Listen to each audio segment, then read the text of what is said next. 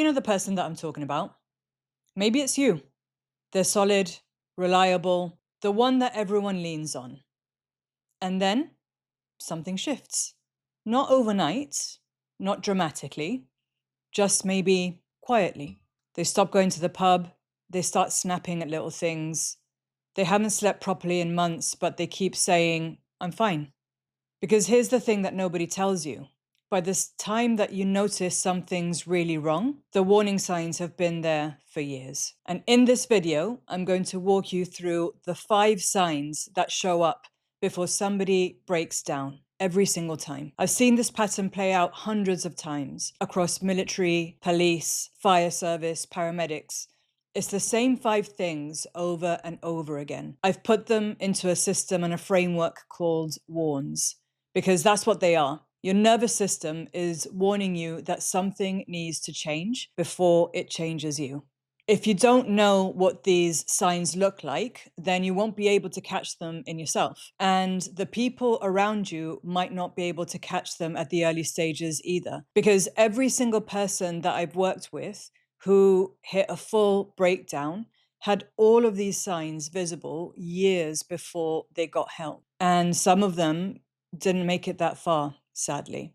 So this is the reason that I've created this series. The first warning sign is withdrawal. And here's a story from a veteran that I worked with 23 years of operational service. But it's the one that I really hear all the time. He was the person on the team who used to be in the thick of everything. Always at the pub after a bad shift, always the one cracking jokes to break the tension. And then one day, he just stopped showing up. It wasn't dramatic. It didn't all of a sudden announce itself. He just quietly started pulling back. His family and the people around him, they noticed it first. His relationships started to feel more distant, and the wall was going up even before he realized that he'd built one. And what was happening is that connection started to feel harder and almost dangerous. Disconnection felt safer because when you're carrying that much inside, letting anybody in can feel like a risk. So any pulling away feels like it's safety, but it's not. It's isolation. And that is the reason that people become more and more withdrawn without actually realizing what's happening. The second warning sign is anger. And this one actually blindsides people because it's not something that you might recognize in yourself. You can handle the absolute chaos on a job and stay calm through all of it. But now you're losing it because somebody put the milk back in the wrong place, or your kid makes a noise and you snap so hard that the entire room goes quiet. You know you're doing it and you hate it, but you can't stop it. And what's happening is that your nervous system is completely overloaded. Everything now registers as a threat. So everything gets a threat level response. And here's where it gets worse. The guilt that kicks in afterwards then is overwhelming. So you tend to withdraw more, which then makes the anger worse. So you see how these connect with one another. The third warning sign is restlessness. Some people call this hypervigilance, and that's really what it is, but I changed it because that sounds a bit clinical, to be honest, and it undersells what it feels like for people. This looks like scanning every room that you walk into, scouting the exits, sitting with your back to the wall, planning escape routes in a restaurant. I mean, well, sometimes it's fair enough, really. Sunday lunch with the in-laws might well need an escape plan, but in all seriousness, it's something that you can't switch off and you don't really know. So it's going on all of the time, and your threat detection system is almost like it's stuck on the on switch. After years of work where that's useful, where it might have kept you alive, it's now running 24/7, even when there is no threat. And it's exhausting. Your nervous system never recovers. So the fatigue then just rolls from one day to the next. The fourth warning sign is numbing. This is where people tend to start self-medicating. And I don't just mean alcohol, although that is quite common, especially in the culture of military and emergency services, but it can be working longer. It can be training for hours in the gym. Sometimes it's all of them. the late nights, the extra working hours. And not because the work needs doing, but because going home means being still. And being still means feeling things. So you want to fill every gap, right? More drinks, longer hours, heavier sessions, anything that just turns that volume down on your nervous system. You found something that numbs the pain temporarily, so you do more of it and more until the numbing stops working and now you start relying on it. And the damage isn't always the reliance itself. Sometimes it can be the decisions that you make to sustain it, the relationships that it costs you, the impact on your work. It's the day-to-day signs where it comes up the most, really. The fifth warning sign is sleep.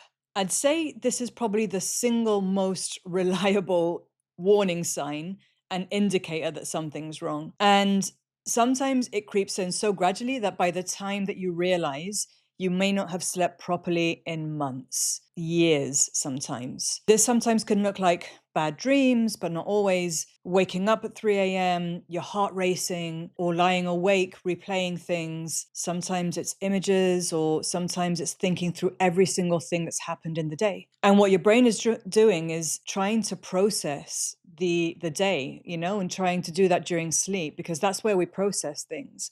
But your nervous system won't let it because it thinks that you're still in threat mode. So you're exhausted, but you're wired, like all of the time. And here's the thing about sleep being last in the framework.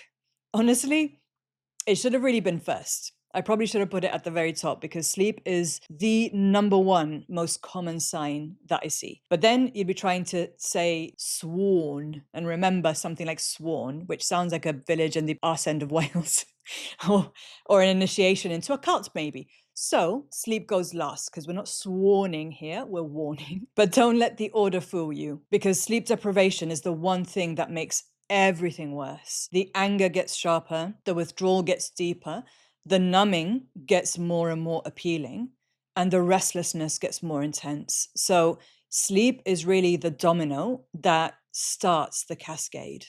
These 5 don't show up randomly. They follow a pattern because the brain follows a pattern. You don't wake up one morning with all 5. It tends to compound. Sleep might go first, or withdrawal, and then the rest starts stacking up. But by the time that all 5 are present, you're not looking at somebody who needs a resilience workshop or a well-being poster on the wall. You might be looking at somebody whose nervous system has completely dysregulated now. Somebody possibly who might need clinical intervention, or who might be thinking about the exit from their career, or maybe worse. And you know what I'm talking about because you've got mates that you've lost along the way. And this is why this is so important. Here's the thing. If you catch 1 or 2 of these early, totally doable. That is your window. Early is when the brain is still flexible, when trauma responses haven't had decades to embed, when 2 weeks maybe of intensive treatment can resolve what somebody has been carrying for years and get them back to their life. Wait until all 5 are there. You're not preventing a breakdown now. You're managing the absolute fallout of what that is. And if you're watching this and you've just ticked off 1 or 2 or 3 of those warning signs, don't panic, but don't ignore it either. That's the whole point of catching this early. That's the whole point of me doing this series, to let you know and bring that awareness forward. Now, I've created something called the Frontline Stress Check, and it's a quiz which takes probably around 3 minutes. It covers all of the warning signs that I'm talking about in this series. The link's in the description. If you go through it, it will give you a risk score, and it will help you just to see which areas are coming up for you the most so that you're aware of it. And in the next video, I'm going to take a deep dive into the first warning sign, withdrawal. I'm going to talk about what it looks like day to day, what's happening in your brain and why we do this, and why it can turn into full isolation before we even realize. Because knowing the signs is only useful if you know what to do when you spot them. So I'll see you in the next video.